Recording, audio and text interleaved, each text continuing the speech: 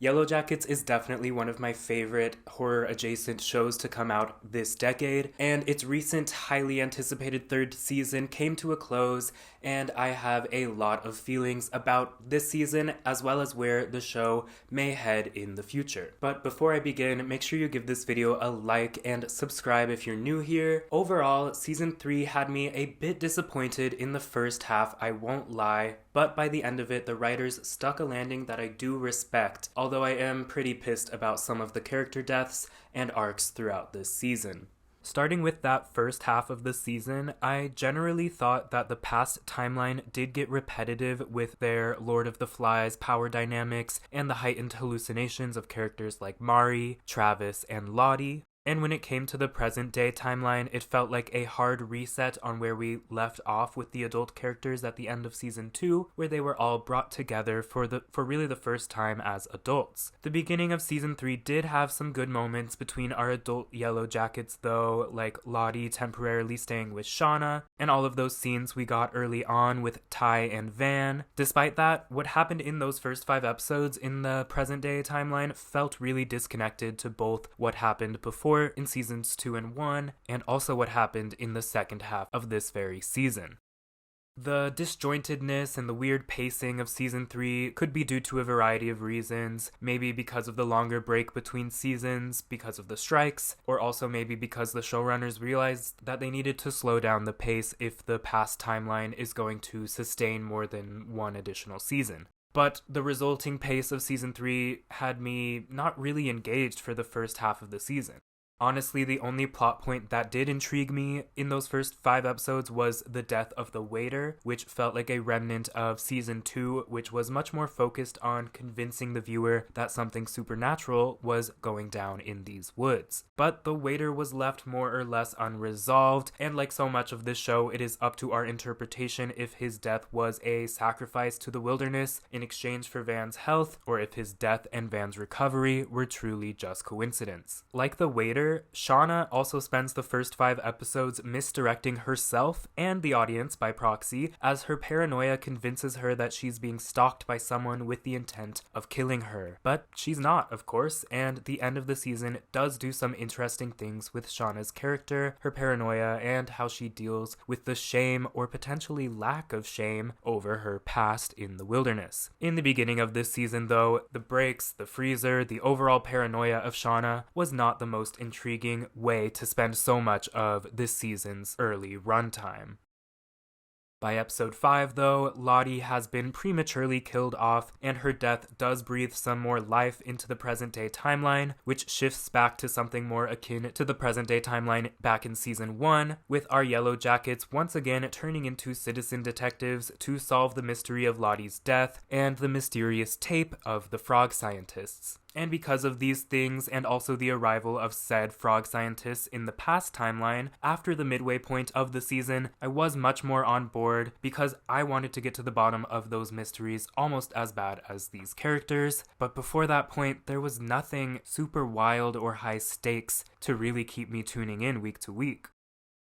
That said, I also felt like characters like Thaisa and Van started to regress towards the middle of the season in order to amplify Shauna's story, and characters like Misty and of course Lottie had a much smaller presence in season 3 than I anticipated and wanted. When it comes to Lottie and Van, 2 major characters who did not make it out of season 3 alive, I felt like they kind of left us hanging with both of them. Sure, it makes their deaths all the more shocking when you're anticipating more time with these characters, but it's also disappointing with these 2 specifically, whose adult versions were literally just introduced to us 1 season ago. To me, both of these characters deserved a bigger arc in this season before they were killed, if that had to be their fate. But back to my positives, in the past timeline, once the frog researchers showed themselves, it posed a question to all of the other survivors of whether or not to return to civilized society, and I thought how each of the characters reacted to that was very interesting, and of course the dynamics that ensued. With that question out in the open, I think it revealed the truths to a lot of these characters, I was especially convinced in these moments that Lottie may not be this prophet who can speak to the wilderness, and Shauna might just be a power-hungry authoritarian at heart. And it is also through this reveal that we finally get payoff to the fact that Misty hid the plane's black box all the way back in the show's pilot episode, which does bring us to the finale episode of Season 3. As I've said a few times now, Season 3 was not hooking me in the first few episodes like the first 2 seasons had. However, by the time that it was the week leading up to the finale, I was genuinely excited to see how the season would wrap up. In the end, my feelings on the finale are a bit reflective of my feelings on the season as a whole, mixed, especially in this finale, but throughout the season, Yellowjackets became the Shauna show once again. I like Shauna's character, certainly more than most of the internet does, but I think seasons 1 and 2 proved that this show works best as an ensemble, and an ensemble only works when we care about each character, at least a little bit. But throughout this season, so many important characters slipped through the cracks. Misty, Lottie, Travis, and of course Mari, who did turn out to be the infamous pit girl who we saw die in the opening scene of Yellowjackets' pilot episode. That's not even to mention those even smaller characters like Akila or Melissa, who also just needed more of a presence at this point of the show. But back to the pit girl moment, when it comes to Mari's hunt, I thought it was executed really well, considering that they had to recreate a scene that was shot like 4 or 5 years ago, and the reveal that it was all an intentional ruse to distract Shauna while Natalie hiked up the mountain to make their first contact with the outside world was really effective for me, even if it was a little bit predictable. I did have a feeling this entire season that season 3 would end with a moment like this, a first contact moment, to set up what I assume will be the final season if Yellowjackets does get picked up for season 4. But of course this was predictable because we knew that they'd get rescued eventually. That was revealed to us in the first episode of the show, and I am glad that they don't seem to be trying to stretch out the story of the past too far past its bandwidth. I say too far because with the pacing of season 3, I can definitely tell that they are stretching the story a bit more than they did in the first 2 seasons, and part of why I wasn't engaged with the first half of the season was because it felt like it was taking way too long for the story to take off, whereas the first 2 seasons usually ended with sometimes frustrating cliffhangers where I needed to know what would happen next. One thing I wasn't expecting was Callie, Shauna's daughter, to be Lottie's killer, which was revealed in the finale episode, which I'm definitely glad we got to see, and I think I'm behind it. I'm still grappling with how I feel about it as a whole, but I did think this was perhaps the most interesting part of the finale. To me, it seemed as though Lottie may have orchestrated her own death scene, which she has envisioned before with these stairs and the candles, and she maybe anticipated that Callie might have the exact same rage within her as her mother. It's also possible that Lottie knew about the incident earlier in the season where Callie reacted in an abnormally sadistic way when some bullies at school were talking shit about Shauna and the Yellowjackets. I can't remember exactly if Lottie was living with them at that time. But a lot of season 3 felt to me like it was pushing the viewer towards accepting the likely possibility that there is in fact nothing supernatural going on in the wilderness. And I think there was evidence within Lottie's story the entire season to lead us to believe that she orchestrated her own death at the hands of Callie, even if she didn't know she was doing it in her full consciousness.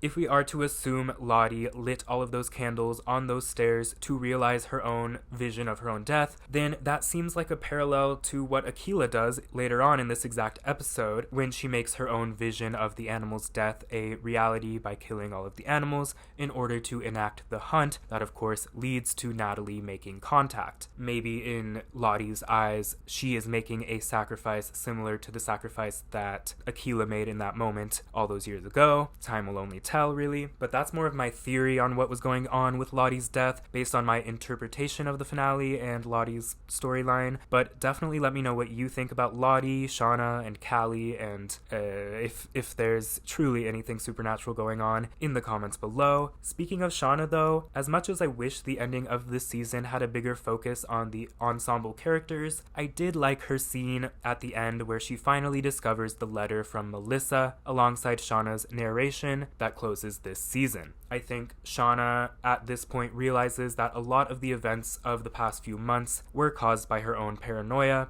but I think she also realizes that a happy life like Melissa was trying to have in the present day, ignoring who she was in the wilderness, is simply not possible for Shauna because of how much she loves power. Shauna goes completely haywire in the past timeline throughout this season, and we see her take so much pleasure in the most gruesome things like murder and torture, and adult Shauna's last words in the episode make it clear that she does not regret the way that she felt wielding such power. I think ending with Shauna like this was likely a choice to give this season a sort of open ending resembling the start of season 1 that could serve as a series finale. God forbid they don't get picked up for what I would say is a very necessary fourth and final season. But again, it's not the worst way to end the show if it has to end this way, and I would definitely lean towards the interpretation that there's nothing supernatural going on here. But as is, I think it's safe to believe whatever you want to believe still. It's very much still in the gray area. But if this does end up being the end of Yellowjackets, I wish our other living team members, Ty, Misty, and Melissa, had stronger emotional arcs in the last half of this season.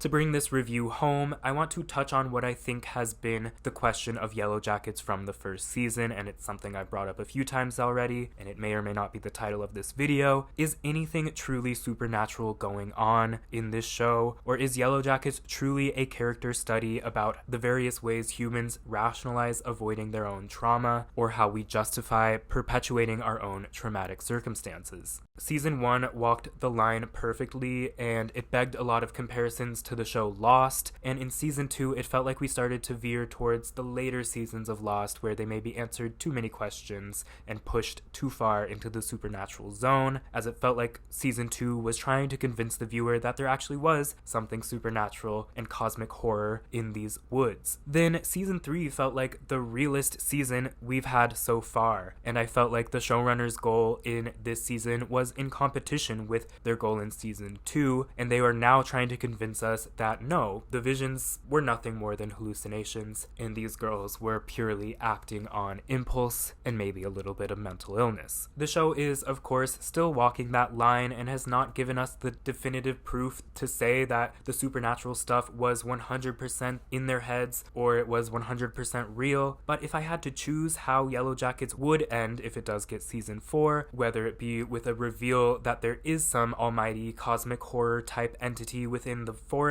or that all of those hallucinations were all different ways that they coped with their trauma of surviving such harsh circumstances, I would honestly pick the latter. But let me know which ending you would prefer in the comments below and what you actually think is going on based on the evidence that the show itself has provided. Overall, Yellowjackets Season 3 had a noticeably slower pace than what came before it, but that's not necessarily a bad thing in hindsight. In the end, I think Season 3 told a satisfying story and still left a lot of intriguing plot points on the table for what could be a satisfying finale, God willing. I feel like I may be bitter about Van's death for quite some time, but I'm also a lover of high stakes, so this is a bit of a tough spot for me. But when it comes down to it, I feel like ever since we were introduced to adult Van, I just wanted to get to know more and more about her, and I feel like we never really got to know too much about Van in the adult timeline, and now that she's gone, I'm pretty disappointed in that fact. Also with Thaisa, I felt like she had a much larger presence in the first 2 seasons, and towards the middle point of season 3, she started to regress and not be as central to the story. And Misty, as iconic as she is, felt like an afterthought to this season, and not too much new was going on with her. And I've barely mentioned the fact that this season introduced Hilary Swank as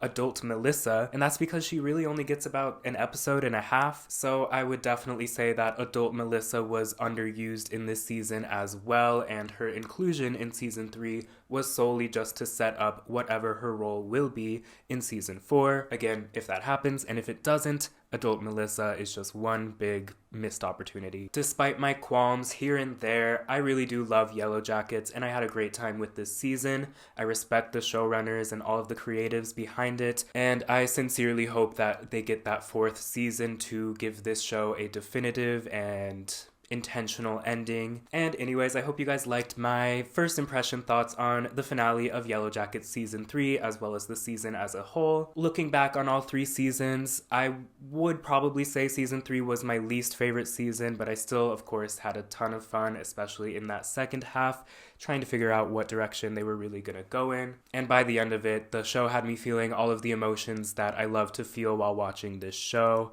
laughter, crying, frustration. And those are things I genuinely like to feel when I'm not just in Yellowjackets, but that just means I'm invested in a TV show, and they've achieved that in every season for me so far, so hats off to the Yellowjackets writers for sure. They do not deserve a lot of the shit that they get online. If you want me to do more videos on Yellowjackets, I would love to. Just let me know by giving this video a big thumbs up and leaving a comment down below. That way I'll know I have some more fans of women's soccer amidst you all. But with that, thank you for watching, and I will see you next time.